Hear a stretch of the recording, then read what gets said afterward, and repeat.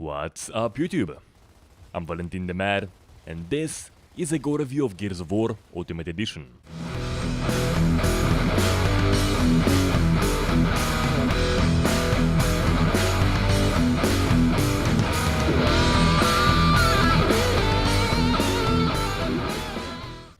As most of you probably know, the fourth game is coming soon, so I figured now would be a good time to review the remaster of the first game, get familiar with the series, and have something to compare the response mechanics of game 4 with. So how gory is the remaster of Gears of War? Let's find out. I'll be reviewing every aspect of the game's core effects, and the score will be set based on 4 categories: body damage, environment, animations and sounds, the fuel. Limbs have either 1 or 2 points of amputation, depending on the enemy. The head can be dismembered, destroyed, or partially destroyed, once again, depending on the enemy. The one thing that's common for most enemies is that the torso can get cut in half. As for the looks, the character model gets replaced with a dismembered model, which is covered in generic blood splatter, and you can see every point of amputation. Untouched limbs often seem to be dangling or completely off. As for the larger enemies, you have holes in the torso, instead of seeing it cut in half. Don't get too excited, that hole in the torso is just a part of the dismembered model. I shot him in the leg, and that hole appeared as well. The biggest issue, however, is what I call over-dismemberment. Here's an example. I shot him in the arm with a pistol, and half his body fell apart. Or shot him in the torso with a shotgun. The torso got cut in half, and every limb, with the exception of one leg, got separated for no apparent reason.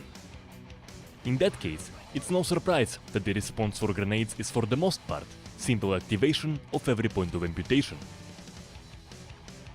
The main reason over dismemberment is a really bad call is that near them every kill ends up looking the same. You got the shotgun and shot 2 enemies from point blank, you just saw almost everything the Gore system has to offer. What I'm looking for is detail, variety, different responses based on what you are using.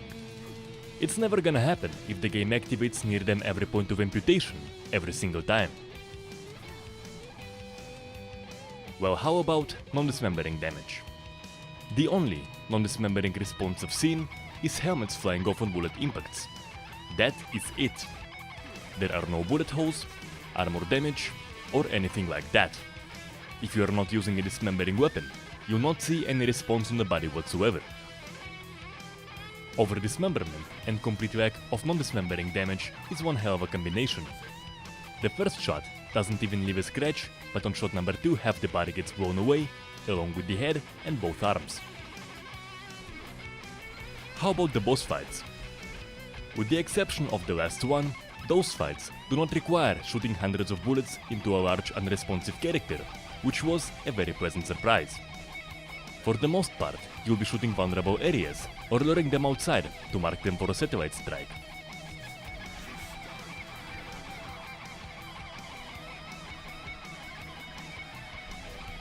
Despite the surprisingly good approach for most boss fights, you'll still encounter characters who can take more damage than they should and show absolutely no response for that damage. Needless to say, those fights are not very fun. To make such fights entertaining, I usually suggest detailed mutilation on the character to justify the oversized health bar. However, when the body damage is as bad as what we have in this game, it's pretty hard to discuss advanced mutilation mechanics. As for the player response, on death you either see nothing or the over-dismemberment. However, after chainsaw executions, you'll see blood splattered on your character, which is a nice touch.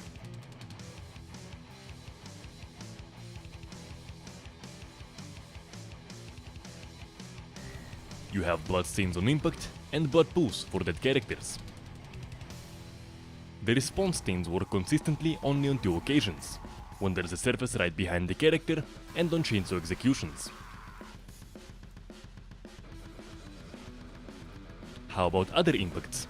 There's a possibility of a stain spawning on the ground, but it happens rarely. So what does it mean? It means that you can throw a grenade, see blood splashing all over the place, yet nothing will be stained. Put 15 bullets in a character, and once again, see blood splashing, but the environment will be absolutely clean. Blood will magically vaporize shortly after contacting air. I've said it so many times in this series, and I'll repeat it as much as necessary. If something spills, it should leave a stain, and that stain should be proportional with the spinning effect. The blood pools are a great call, but that alone is not enough to deliver proper response. Now how's the mess in the long term?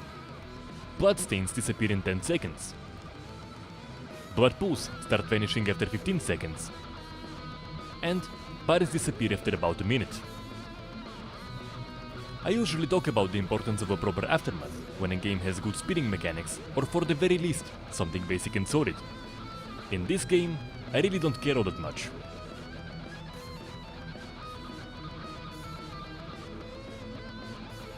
You have response animations on impact, short death animations followed by ragdoll physics, a disabled state for knee shots, and executions.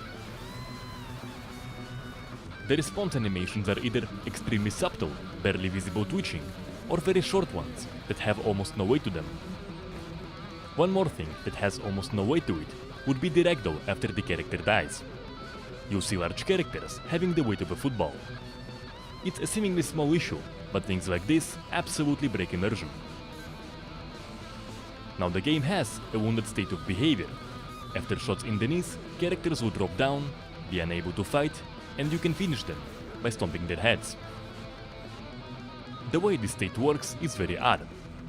It's permanent for certain characters, others will get up after a few seconds. And for some characters, it will simply never be activated.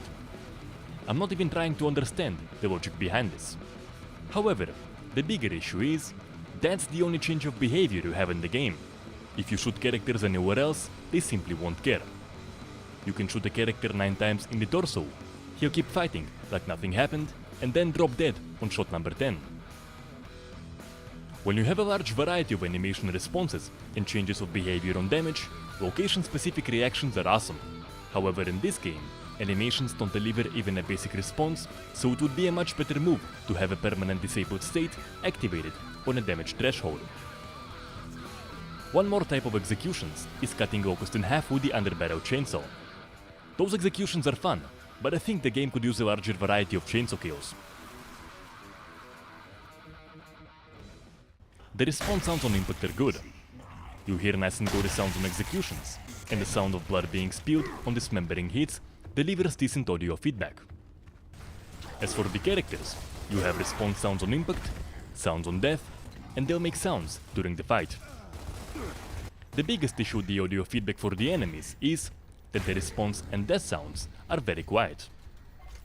Before testing it, my impression was that the response sounds are rarely activated.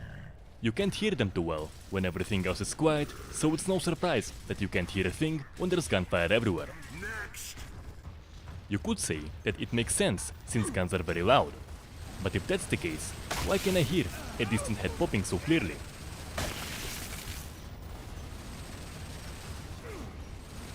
Gore is supposed to be feedback for the action on the screen. You shoot a character, you see a wound appear on the body, blood gets splattered on the environment, and you see the animation response with a change of behavior after that. The gore in Gears of War is not remotely close to this description. The focus in this game was on several flashy gore-related features, but not on delivering proper response, so no, the feel is not good. The score for body damage is 5 out of 30. The score for environment is 9 out of 30. The score for animations and sounds is 13 out of 30. I give the feel a score of 3 out of 10. So this gives the gore system of Gears of War Ultimate Edition a score of 30 out of 100. The big question now is whether Gears of War 4 will deliver, or at least offer significant improvements. And with the gore system we have in this game, I really hope it won't be more of the same. Gore aside, would I recommend it? I wouldn't. It's a linear cover-based shooter, and without any special features, such as proper gore or destruction, it's not the type of gameplay I particularly like. Hope you enjoyed watching the review. Let me know how you feel in the comment section, and if you liked the video, subscribe and share it around. You can find the link to all of my Gore reviews in the video description. Until next time.